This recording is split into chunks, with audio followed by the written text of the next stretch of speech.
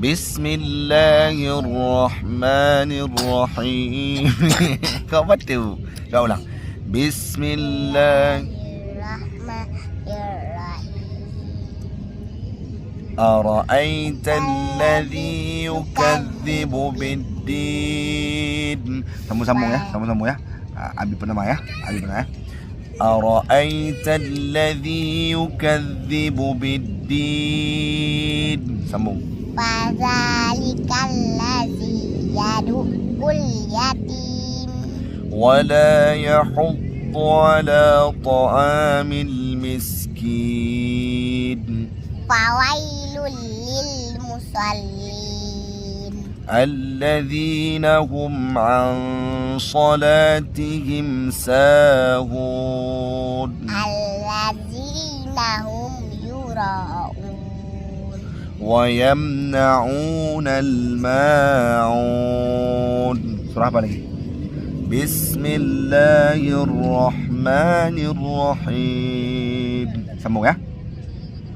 Qul ya ayyuhal kafirun la a'budu ma ta'budun ولا أنتم عابدون ما أعبد wala ana abidum ma abattum ولا أنتم عابدون ما أعبد lakum dinukum waliyadin. Iya, surah apa lagi?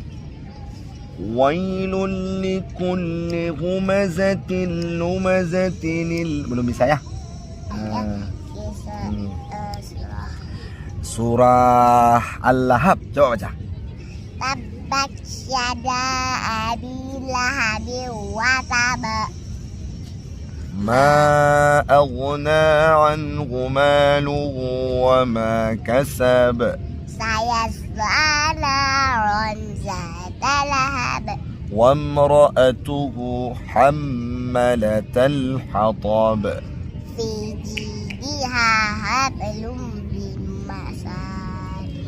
Bismillahirrahmanirrahim. Baca doa makan. Allahumma barik lana fima razaqtana qina azabannar. Doa bahagia, doa orang tua, doa kepada orang tua yang besar.